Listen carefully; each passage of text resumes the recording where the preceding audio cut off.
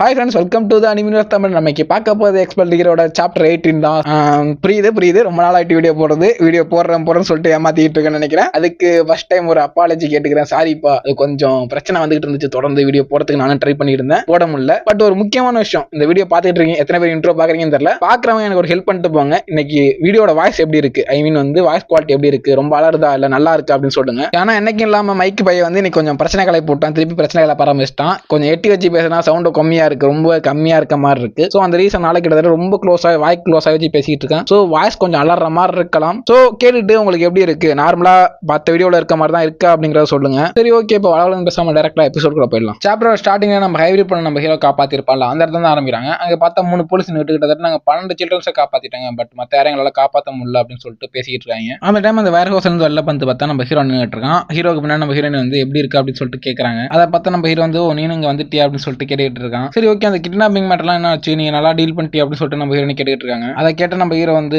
But வந்து ஒரு சில பேரை நல்லா ரெஸ்கியூ பண்ண முடியல, எல்லாரையும் ரெஸ்கியூ பண்ண முடியல, நான் வரதுக்கு முன்னாடியே நிறைய பேர் இறந்துட்டாங்க அப்படின்னு சொல்லிட்டு சொல்லிட்டு இருக்கான். அந்த டைம் அங்கே இறந்து போன இருந்தவங்க அங்கே தூக்கிட்டு வந்துட்டு இருக்காங்க. அந்த ஒரு ஸ்ட்ரக்சர்ல போட்டு தூக்கிட்டு வந்துட்டு இருக்காங்க. அந்த பிளட் கிளாட்டா இருக்கும் தெரியுமா, அந்த சாக்கு, அதை போட்டு தான் மூடி வச்சிருந்திருக்காங்க. இதை பார்த்த ஹீரோயின் வந்து சரி காண்டாயிட்டு இருக்காங்க. என்னைக்கும் இல்லாம இன்னைக்கு சரியா காண்டா வராங்க. சரி, ஓகே, அந்த கிரிமினல்ஸ் எல்லாம் என்ன பண்ண அப்படின்னு சொல்லிட்டு கேட்கறாங்க. அந்த கிரிமினல்ஸ் நான் வந்து யாரையுமே கொல்லல, எல்லாருமே போலீஸ் அரெஸ்ட் பண்ணிருக்காங்க, இந்த இன்சிடென்ட் பத்தி எல்லாரையும் இன்வெஸ்டிகேட் பண்றதுக்கு அழைச்சிட்டு போயிட்டு இருக்காங்க அப்படின்னு சொல்லிட்டு இருக்கான். அந்த டைம் நம்ம ஹீரோனை பார்த்த நம்ம ஹீரோ வந்து நான் இந்த மாதிரி உள்ள இது வரைக்கும் பார்த்ததே இல்லை, கிட்டத்தட்ட சரி காண்டில் இருக்கான்னு நல்லாவே பார்த்தாலே தெரியுது அப்படின்னு சொல்லிட்டு இருக்கான். பார்த்தா நம்ம ஹீரோயின் வந்து சரியான காண்டில் இருக்காங்க. அந்த கண்ணெல்லாம் கிட்டத்தட்ட ப்ளூ கலர்ல மாதிரி இருக்கு. என்னால எதுக்கு இவ்வளவு கோபப்படுறாங்கிறத அண்டர்ஸ்டாண்ட் பண்ணிக்க முடியாது. இவ்வளவு ஒரு ஹைப்ரிட்ங்கிற ஒரு ரீசனால தான் அப்படின்னு சொல்லிட்டு யோசிச்சுட்டு இருக்கான். பட் என்னால கன்ஃபார்ம் சொல்ல முடியும், இந்த வேர் ஹவுஸ் தவிர இதை விட ஒரு பெரிய மேட்டர் சம்மந்தப்பட்டிருக்கு. ஸோ வேற வழி இல்லை, என்னதான் இவங்க இவ்வளவு கேவலமான விஷயம் பண்ணியிருந்தாலும் அதெல்லாம் கண்டுபிடிக்கிறது இவங்க உயிரோட விட்டு தான் ஆகணும் அப்படின்னு சொல்லிட்டு நம்ம ஹீரோ யோசிச்சுட்டு இருக்கான். அந்த டைம் பார்த்தா அவன் போலீஸ் பிடிச்சி எடுத்துட்டு போயிட்டு இருக்கு அடிச்சு. அந்த டைம் நம்ம ஹீரோ வந்து ஒரு போலீஸ் போயிட்டு இந்த மாதிரி ஒரு விஐபி பத்தி அவங்க பேசிட்டு இருந்தாங்க. ஸோ நீங்க அதை பத்தி இன்வெஸ்டிகேட் பண்ணா நல்லா இருக்கும் அப்படின்னு சொல்லிட்டு நம்ம ஹீரோ சொல்லிட்டு இருக்கான். ஓகே சார், நாங்கள் அந்த விஷயத்துல இங்கிறது பார்த்து நீங்க எந்த ஒரு கவலையும் படாமல் போகலாம். பட் ஆனால் இன்னொரு விஷயம் சார், அப்படி என்ன விஷயம் அப்படின்னு சொல்லிட்டு நம்ம ஹீரோ கேட்கறான். சார், இந்த இன்சிடென்ட்ல பாதிக்கப்பட்ட ஒரு விக்டிம் வந்து உங்கள்கிட்ட பேசணும்னு ஆசைப்படுறாங்க. ஸோ வந்து பேச முடியுமா அப்படின்னு சொல்லிட்டு கேட்கறான். இதை கேட்ட ஹீரோ வந்து என்ன பேசணும் அப்படின்னு சொல்லிட்டு போய் பார்க்கறான். பார்த்தா அது வேற யாரும் நம்ம ஹைப்ரிட் பொண்ணு தான் வந்து நம்ம ஹீரோட்ட பேசணும்னு சொல்லியிருக்காங்க. அதுக்கப்புறம் நம்ம ஹைப்ரிட் பொண்ணு அந்த ஹீரோயின் எல்லாம் நடந்து வேற எங்கேயோ போயிட்டு இருக்காங்க. அந்த ஹைப்ரிட் பொண்ணு சொல்றா, இந்த மாதிரி உங்கள்கிட்ட இந்த விஷயத்தை கேட்டதுக்கு வந்து என்ன மன்னிச்சிருங்க அப்படின்னு சொல்லிட்டு இருக்கா. அதை கேட்ட ஹீரோயின் வந்து அதெல்லாம் பிரச்சனை இல்லை, எங்களுக்கும் இது ஓகே தான் அப்படின்னு சொல்லிட்டு எல்லாரும் ஒன்னா போயிட்டு இருக்காங்க. இந்த பொண்ணு வந்து எங்களை போலீஸ் விட்டு போகணும், என்ன கொண்டு வீட்டில் விட்டு போ அப்படின்னு சொல்லிட்டு எங்கள்கிட்ட கேட்டுச்சு. ஸோ அதுக்கு தான் வீட்டுக்கு அழைச்சிட்டு போயிட்டு அப்படின்னு சொல்லிட்டு நம்ம ஹீரோ சொல்லிட்டு போயிட்டு இருக்கான். அந்த ஒரு வழியா அவங்க வீட்டுக்கு வந்துடுறாங்க. அந்த வீடுனா வந்து அவங்க சொந்த வீடு இல்லை, இது கிட்டத்தட்ட ஒரு சில்ட்ரன்ஸ் ஹோம் மாதிரி, இந்த அனாத ஆசிரமம் எல்லாம் இருக்கும்ல, அந்த மாதிரி ஒரு இடம். இந்த ஹோம் பத்தி சொல்ல போனா இந்த ஹோம் கிட்டத்தட்ட வந்து அனாத ஆசிரமம் மாதிரி தான். பட் இதுல டிஃபரெண்ட் என்ன பாத்தீங்கன்னா, இதுல ஃபுல்லாவே ஹைபிரிட் மட்டும் தான் இருப்பாங்க. ஒரு போர் நடந்துச்சு, அந்த போர்ல வந்து மனுஷங்களை கிட்டத்தட்ட ஹைபிரிட், ஐ மீன் வந்து ஆஃப் எல்ஃப் அந்த மாதிரி உள்ள இனங்கள் எல்லாமே சேர்ந்து மனுஷங்களை வந்து கொடூரமா கொண்டு தள்ளுச்சு. ஸோ வந்து அந்த ரீசனாலே வந்து மனுஷங்க எல்லாம் சேர்ந்து அந்த ஹைபிரிட் அந்த இனத்தையே ஃபுல்லாவே வெறுக்க ஆரம்பிச்சிட்டாங்க. ஸோ அந்த ரீசனால தான் வந்து ஹைபிரிட் வந்து இங்க வாழ்றதுக்கே கஷ்டப்பட்டு இருக்காங்க. அந்த மனுஷங்களும் வந்து அவங்க வந்து சக மனுஷங்களா மதிக்கிறது இல்லை, அதை தாண்டி வந்து அவங்க ஒரு வீரமா மதிக்கல, கிட்டத்தட்ட மாஸ்டர் அளவுக்கு தான் பாத்துக்கிட்டு இருக்காங்க இன்ன வரைக்குமே. சோ அந்த ரீசனால இந்த ஹோம் கிரியேட் ஆயிருக்கு. இந்த ஹோம்ல வந்து கிட்டத்தட்ட எல்லா ஸ்பீசிஸ் சேர்ந்த ஹைபிரிட்ஸுமே வந்து ஒழுங்கா வாழலாம். அண்ட் அது மட்டும் இல்லாம வந்து அவங்க ஒரு வளர்ந்து ஒரு பெரிய ஆளாகிற வரைக்குமே வந்து அவங்க இந்த இடத்துல பாத்துப்பாங்க. அது மட்டும் இல்லாம இது வந்து ஒரு சின்ன இடம்லாம் இல்ல, ரொம்ப பெரிய ஒரு ஆர்கனைசேஷன் மாதிரி தான். இதை பார்த்த ஹீரோ வந்து இந்த இடத்துல இருக்கவங்க வந்து ஒரு கிட்னாப்பிங் அண்ட் இது மாதிரியான விஷயத்துல வந்து தாக்கப்படுறாங்கிறத நான் இது வரைக்கும் எதிர்பார்க்கவே இல்லை அப்படின்னு சொல்லிட்டு யோசிச்சுட்டு இருக்கான். இந்த ஹோமோட நேம் வந்து ப்ளூ ஸ்கை சில்ட்ரன்ஸ் ஹோம், அதை ஞாபகம் வச்சுங்க. அண்ட் அந்த டைம் வந்து அந்த ஹோமுக்கு வெளில ஒரு பொண்ணு வந்து நிக்கிறாங்க. இதை பார்த்து நம்ம ஹைபிரிட் பொண்ணு வந்து உடனே போய் கட்டி பிடிச்சிக்கிறாங்க. என்ன மன்னிச்சிருங்க ஜாங் அப்படின்னு சொல்லிட்டு நம்ம ஹைபிரிட் பொண்ணு அழுதுகிட்டு இருக்காங்க. ஜாங்கிறது இவங்களோட நேம் நினைக்கிறேன். நீ இதுக்கெல்லாம் சாரி கேட்கணும் அவசியம் இல்லை, இது ஒன்றும் உன்னோட ஃபால்ட் இல்லை, இது வந்து உன்னை கடத்திட்டு போனதுக்கு நீ என்ன பண்ணும் அப்படின்னு சொல்லிட்டு இவங்க சமாதானப்படுத்திட்டு இருக்காங்க. அண்ட் அதுக்கப்புறம் நம்ம ஹீரோயை பார்க்குறாங்க. பார்த்துட்டு உங்களை நான் பெருசாக கவனிக்கல, மன்னிச்சிருங்க அப்படின்னு சொல்லிட்டு இருக்காங்க. இல்லை அதெல்லாம் பிரச்சனை இல்லை, அதெல்லாம் கவலைப்படாதீங்க அப்படின்னு சொல்லிட்டு நம்ம ஹீரோ சொல்லிட்டு இருக்கான். அண்ட் நான் தான் இந்த ஹோமோட டேரக்டரா இருக்கேன். அது மட்டும் இல்லாமல் வந்து ஆல்ரெடி எனக்கு போலீஸ் கால் பண்ணி சொல்லியிருந்தாங்க. அண்ட் ஒரு முக்கியமான விஷயம் வந்து இவங்களோட ஃபுல் நேம் கொஞ்சம் குழப்பமா இருக்கு எனக்கு. ஸோ அதனால ஜாங் அப்படின்னு சொல்லிட்டு இவங்களை நம்ம கூப்பிட்டுக்கலாம். நீங்க 2 பேரும் தானே ஃபன் கில்ட்ல இருந்து வந்திருந்தீங்க அப்படின்னு சொல்லிட்டு இவங்கள்ட்ட கேட்டுக்கிட்டு இருக்காங்க. அதுக்கப்புறம் வந்து தலையை குனிஞ்சு வந்து ரிக்ஸிஸை காப்பாத்துக்கு ரொம்ப ரொம்ப தேங்க்ஸ், பட் என்னால வந்து அதுக்கு பதிலாக எதுவும் செய்ய முடியாது அப்படின்னு சொல்லிட்டு இருக்காங்க. இதை பார்த்த ஹீரோயின் அதெல்லாம் தேவை, நீங்க வந்து தேங்க்ஸ் எல்லாம் சொல்ல தேவை, நாங்கள் ஹீரோஸ், இது எங்களோட வேலை தான் அப்படின்னு சொல்லிட்டு இருக்காங்க. அந்த டைம் அந்த ஹோமோட டேரக்டர் வந்து நீங்க ரொம்ப பிஸியா இல்லை அப்படின்னா வந்து கொஞ்சம் டீ சாப்பிட்டு போங்க அப்படின்னு சொல்லிட்டு கூப்பிடுறாங்க. இதை பார்த்த ஹீரோயின் ஒருத்தர் முஞ்ச பார்த்துட்டு சரி ஓகே போகலாம் அப்படின்னு சொல்லிட்டு கடைசியில் முடிவு எடுக்கிறாங்க. சொல்லிட்டு அவங்களும் உள்ள போயிட்டு இருக்காங்க. அந்த டைம் நம்ம ஹீரோ வந்து இது வந்து சில்ட்ரன்ஸ் ஹோம் வந்து ரொம்ப அமைதியா இருக்குல்ல அப்படின்னு சொல்லிட்டு இவங்கள்ட்ட கேட்டுக்கிட்டு இருக்காங்க. இதை கேட்டவங்க வந்து கிட்டத்தட்ட வந்து ரொம்ப லேட் ஆயிடல, ஸோ வந்து எல்லா பசங்களுமே தூங்கிருப்பாங்க, ஸோ அதனால தான் அமைதியா இருக்கு அப்படின்னு சொல்லிட்டு வந்துட்டு இருக்காங்க. அவங்க சொல்லிட்டு டக்குனு அங்கே உள்ள இருந்து வந்து 4-5 பசங்க வந்து நம்ம ரிக்ஸிஸை கட்டி பிடிச்சிட்டு இருக்காங்க. உங்களுக்கு எதுவும் ஆளை இல்லை, அவங்க வந்துட்டாங்க அப்படின்னு சொல்லிட்டு, உங்களுக்கு எந்த காயமும் பள்ளையில ஏதாச்சும் ஆயிட்டா அப்படின்னு சொல்லிட்டு அவங்க அன்பா கேட்டுக்கிட்டு இருக்காங்க. அந்த டைம் வந்து அந்த ஹோமோட மேட்ச் வந்து அதான் கூட சொன்னால இந்த டைம் நீங்க போய் தூங்கிருக்கணும், எதுக்கு தூங்காம இருக்கீங்க அப்படின்னு சொல்லிட்டு அங்கே மேல நின்று திட்டிட்டு இருக்காங்க. பட் அங்கே எந்த பசங்களும் வந்து இவங்களை எதுவுமே கண்டுக்கல, நம்ம போய் அவங்கள்ட்ட பேசுவோம் அப்படின்னு சொல்லிட்டு ரிக்ஸிஸை பேசிட்டு இருக்காங்க. ஓகே நீங்க எப்படி இருக்கீங்க, நல்லா இருக்கீங்களா, உங்களுக்கு எந்த பிரச்சனையும் ஆகல, ஸோ எனக்கு ரொம்ப சந்தோஷமா இருக்கு அப்படின்னு சொல்லிட்டு அவங்கள்ட்ட பேசிக்கிட்டு இருக்காங்க. இதை பார்த்து நம்ம ஹீரோ வந்து பசங்களாம் தூங்கிட்டாங்கன்னு சொன்னீங்க, இன்னும் தூங்குன மாதிரி தெரியலையே அப்படி சொல்லிட்டு கேட்கறாங்க. அதை கேட்ட நம்ம ஜியாங் வந்து அது சாரி கேட்கிறேன், அதுக்கு அப்பாலஜி கேட்கிறேன் அப்படின்னு சொல்லிட்டு சாரி கேட்டுக்கிட்டு இருக்காங்க. அந்த டைம் நம்ம ரெக்ஸிஸ் வந்து நான் இந்த குழந்தைங்க எல்லாம் பாத்துக்கிறேன், நான் தூங்க வைக்கிறேன் அப்படின்னு சொல்லிட்டு எல்லாரும் அழைச்சிட்டு போயிட்டு இருக்கா. இதை பார்த்த ஹீரோ வந்து இந்த மாதிரி ஒரு பிரச்சனை நடந்தா அவ திருப்பி வந்ததுக்கு அப்புறம் அவ இனிமே பிரேவா இருக்கா, இனிமே தைரியமாவே இருக்கா அப்படின்னு சொல்லிட்டு நம்ம ஹீரோ நினைச்சிட்டு இருக்கான். அண்ட் அதுக்கப்புறம் ஒரு வழியா நம்ம ஹீரோ கூட்டு போய் லோக்கரை வச்சு பேசிட்டு இருக்காங்க. அந்த பசங்க அந்த மாதிரி பண்ணது நான் அவங்கள்ட்ட மன்னிப்பு கேட்கிறேன் அப்படின்னு சொல்லிட்டு சொல்லிட்டு இருக்காங்க.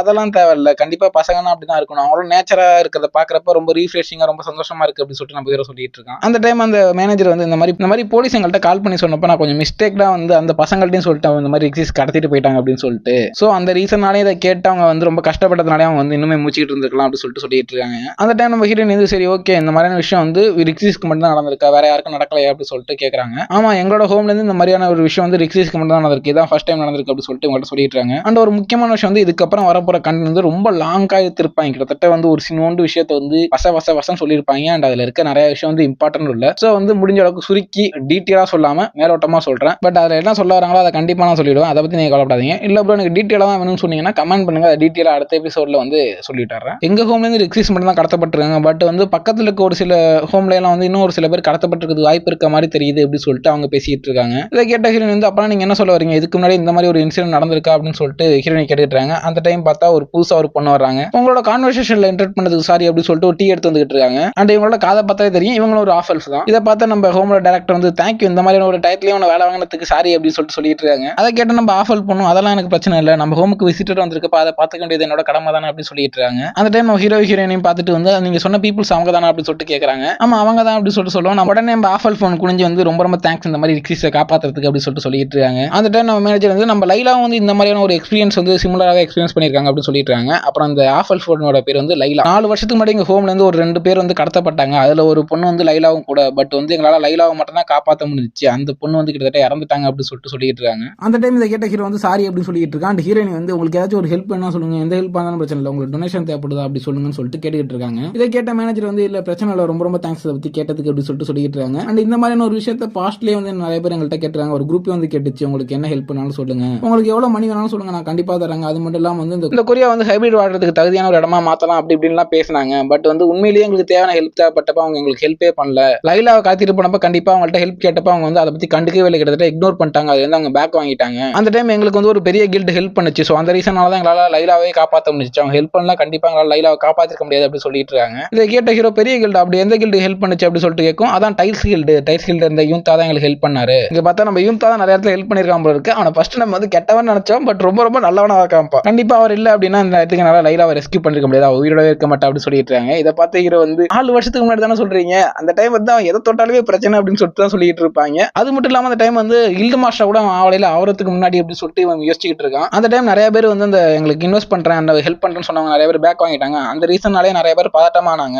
அண்ட் அவங்க ஹெல்ப் பண்ணிட்டு இருந்த ஒரு சில அதர் ஸ்பீஷிஸ்லாம் வந்து அவங்க மேல வந்து கொஞ்சம் வெறியானாங்க, ஐ மீன் வந்து கோவப்பட்டாங்க அந்த ஹீரோஸ் மேலே அப்படி சொல்லிட்டு இருக்காங்க. அதனால வந்து உண்மையிலே உதவி செய்யறவங்க வந்தாலுமே எங்களுக்கு வந்து ஏத்துக்கிறது ரொம்ப பயமா இருக்கு, ஸோ வந்து ரொம்ப தேங்க்ஸ் நீங்க உதவி செய்யறேன்னு சொன்னதுக்கு, பட் எங்களுக்கு இப்போதைக்கு தேவையில்லை அப்படி சொல்லிடுறாங்க. இதை கேட்ட ஹீரோயின் வந்து ஸோ உங்களுக்கு அதான பிரச்சனை அப்படின்னு சொல்லிட்டு அவங்களோட முடியை வந்து வளர்க்குறாங்க, ஐ மீன் முடியை பின்னாடி தள்ளி விடுறாங்க. நீங்க நினைக்கிற மாதிரி நான் ஒன்றும் ஃபுல்லாலாம் மனுஷங்க இல்லை, கண்டிப்பா நான் வந்து ஒரு ஆஃப் எல்ஃப் தான் அப்படி சொல்லிட்டு அவங்களோட காதை காமிக்கிறாங்க. இதை பார்த்து நம்ம லைலா வந்து நீங்க என்ன ஆஃப் எல்ஃப் அப்படி சொல்லிட்டு ஆச்சரியப்பட்டு இருக்கா. அப்ப மேனேஜர் வந்து நான் கேள்விப்பட்ட வரைக்கும் நீங்க தான் வந்து ஃபன் கில்டோட மேனேஜர் அப்படி சொல்லிட்டு, ஐ மீன் லீடர் அப்படி சொல்லிட்டு கேள்விப்பட்டேன். இதை கேட்ட ஹீரோயின் வந்து ஆமா எபிக் கில்ட கிரியேட் பண்ணது வந்து ஒரு ஆஃப் எல்ஃப் தான், ஸோ அதனால என்ன பிரச்சனை அப்படி சொல்லிட்டு கேட்டுட்டு இருக்காங்க. அது மட்டும் இல்லாம நான் வளர்றப்ப வந்து என்னோட இந்த மாதிரியான ஒரு சுச்சுவேஷனால நிறைய விஷயத்த ஃபேஸ் பண்ண அப்படி சொல்லிட்டு அவங்க ஃபேஸ் பண்ண நிறைய விஷயத்த சொல்லிட்டு இருக்காங்க. ஆனா அதுக்கப்புறம் ஒரு சில பேர் என்ன புரிஞ்சுக்கிறதுக்கும் இருக்காங்க அப்படிங்கறத நான் தெரிஞ்சுக்கிட்டேன் அப்படின்னு சொல்லிட்டு நம்ம ஹீரோ பார்த்துட்டு இருக்காங்க. இதெல்லாம் பார்த்துட்டு நம்ம மேனேஜர் கொஞ்சம் ஆச்சரியப்பட்டு இருக்காங்க. அந்த டைம் வந்து ஒரு போயம் மாதிரி போட்டிருக்காங்க, போயம்ங்கிறத விட ஒரு கவிதையே போட்டு வச்சிருக்காங்க. ஸோ வந்து அது கவிதையெல்லாம் எனக்கு சொல்ல வராது, பட் வந்து என்னால் சொல்ல முடிஞ்ச அளவுக்கு ட்ரை பண்றாங்க. என்ன சொல்ல வராங்களோ அதை கண்டிப்பா சொல்லிடுறாங்க. சொல்றபடி பார்த்தா ஒரு தென்றல் வந்து ஒரு உடைக்க முடியாத ஒரு கதவை உடைக்குது. அண்ட் அது மட்டும் இல்லாம வந்து அந்த தென்றல் வந்து நம்ம மேனேஜர் அவங்களோட கண்களுக்கு அருகில் கடந்து சென்று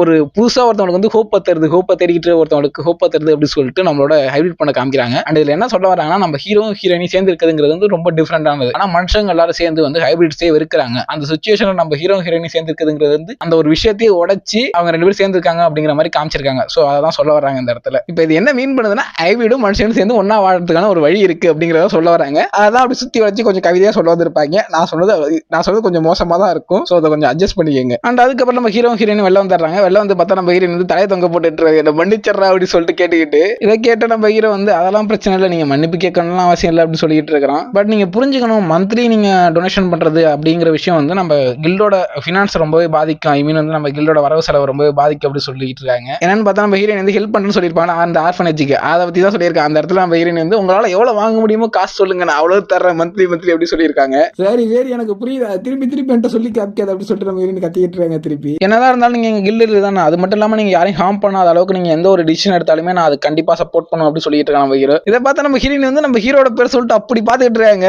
சரி அப்ப என்ன இந்த அளவுக்கு ஒரு உயர்வா நினைக்கிறேன், இந்த அளவுக்கு நான் நினைச்சிட்டு இருக்கும் போது அப்புறம் எதுக்கு நீ வந்து போய் மின்னேறிய மீட் பண்ண அப்படி சொல்லிட்டு கேட்கறாங்க. அப்படியா என்ன கேட்கறீங்க எனக்கு புரியலையே அப்படிங்கிற மாதிரி நம்ம ஹீரோ கேட்டுக்கிட்டு இருக்கான். அதான்டா நீ போயிட்டு என்கிட்ட கூட ஒரு பர்மிஷன் வாங்காம ஒரு கில்டு லீடரா கூட நான் மதிக்காம போயிட்டு என்கிட்ட சொல்லாம இன்னொரு கில்ட போய் மீட் பண்ணிருக்க, அது எப்படி மீட் பண்ண அப்படி சொல்லிட்டு கேட்கறாங்க. இதை கேட்ட நம்ம ஹீரோ வந்து எனக்கு அதுக்கான ஒரு ரீசன் இருந்துச்சு, கரெக்டான ஒரு ரீசன் இருந்துச்சு அப்படி சொல்லிட்டு இருக்கான். அங்க இருந்து நம்ம ரிக்ஸிஸ் அந்த டைம் வந்து ஓடியாந்துட்டு இருக்காங்க. சத்தமா வெயிட் பண்ணுங்க அப்படி சொல்லிட்டு கத்திக்கிட்டு இதை பார்த்த ஹீரோ வந்து நீ இந்த இடத்துல என்ன பண்ணிட்டு இருக்க அப்படி சொல்லிட்டு கேட்கறான். அதுக்காக நான் முன்னாடி உங்கள்கிட்ட ஒரு விஷயம் சொல்லணும்னு வச்சேன், பட் என்னால சொல்ல முடியல, என்ன காப்பாத்துறதுக்கு ரொம்ப தேங்க்ஸ். நான் முன்னாடியே சொல்லணும்னு வச்சேன், பட் முன்னாடி ரொம்ப ஷாக்ல என்னால சொல்ல முடியல. அண்ட் அது மட்டும் இல்லாம நீங்க எனக்கு முன்னேறதுக்கான ஐ மீன் நான் இன்னும் கொஞ்சம் முன்னாடி போறதுக்கான ஒரு ஸ்ட்ரெங்த் எனக்கு கொடுத்துருக்கீங்க நீங்க 2 பேரும் சேர்ந்து. ஸோ அதுக்காக உங்களுக்கு ஒரு கிஃப்ட் தரணும்னு நினைக்கிறேன் அப்படி சொல்லிட்டு இருக்காங்க. இதை பார்த்து நம்ம ஹீரோயின் முடிச்சுட்டு இருக்காங்க. அந்த டைம் பார்த்தா கையில இருந்து ஒரு ப்ளூ கலர்ல ஒரு ஆர்டிஃபேக்ட் மாதிரி எடுத்துறாங்க. நம்ம ஹைபிரிட் பண்ணி இது ஒரு ஆர்டிஃபேக்ட் அப்படி தான் சொல்றாங்க. அண்ட் இதை பார்த்து நம்ம ஹீரோயின் வந்து இது ஒரு மானா கிறிஸ்டல் தானே அப்படி சொல்லிட்டு ஆர்வமா பார்த்துக்கிட்டு இருக்காங்க. ஸோ அதோட இந்த சாப்டரை க்ளோஸ் பண்றாங்க. ஸோ இந்த சாப்டர் எப்படி இருந்துச்சு, நல்லா இருந்துச்சு. அண்ட் அதோட ஒரு முக்கியமான விஷயம் வந்து வாய்ஸ் எப்படி இருக்கு. ஏன்னா நான் வந்து என்னோட மைக்கில் கொஞ்சம் திருப்பி ஒரு கொலார் பண்ண ஆரம்பிச்சிட்டாப்ல தம்பி. கொஞ்சம் எட்டி வச்சு பேசினா சத்தமா இருப்பான்னு பார்த்தா